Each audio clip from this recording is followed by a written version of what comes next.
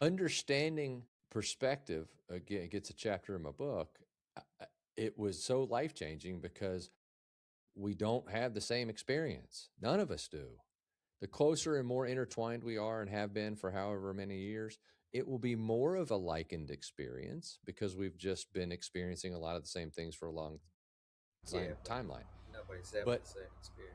our spouses, even of 25 years, if we fail to understand that they had however many years, 16, 18, 25, before they met us, did a lot to set their vision and what they see and how they perceive life. Life is not black and white. None of it. None. And that's, an argument that folks will get into. Well, yeah, it is, a tree's a fucking tree. How I perceive that some bitch ain't the same. And I go into a guy who lives on the water and fishes, sees a tree as a potential boat. Guy who's freezing cold sees it as heat. And Yeah, somebody who yeah, yeah, loves yeah, yeah. nature sees it as a being. So we all perceive this thing that's so black and white completely different. Yeah, We'll yeah, have yeah, different yeah, yeah, yeah, feelings yeah. and all.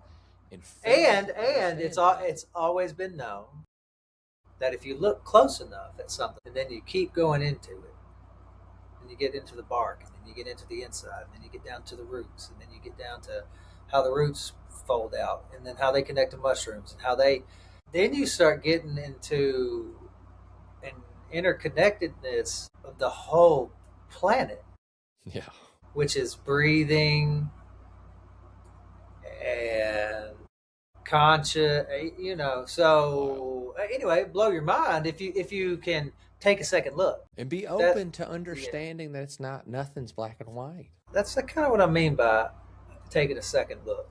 When we're wrapped up in our past and future, when that's still the prominent mode of our experience, we are not taking life in the way we imagine we are. It's not. We're way more full of terror anyway. Yeah. And fear, I like to um, describe as false evidence appearing real. So that's when we believe the thoughts, we believe the imaginary experience, right? But a better way to understand fear would be a lack of coherence. So, what I mean by that is if we're multidimensional, meaning there is literally a dimension of experience that's occurring beyond what we can see. So, we know that, we know about the magnetic fields that our hearts produce. They extend 3 feet outside of us. Like, this is a real thing, measurable, you know. And but for us, that's not something.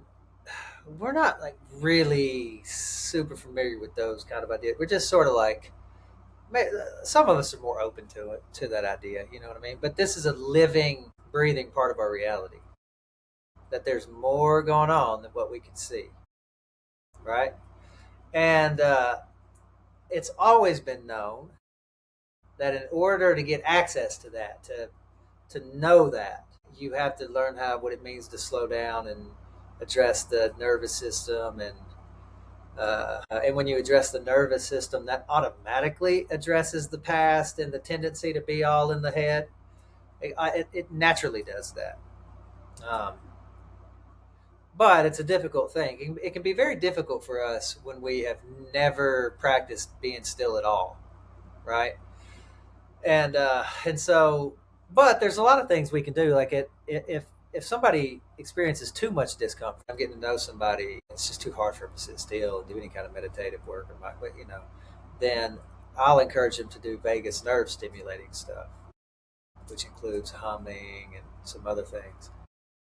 And that seems to, I almost think about the vagus nerve stuff, like the active stuff, the humming especially, as prepping the system for being able to sit more still with the sensations that happen. Yeah.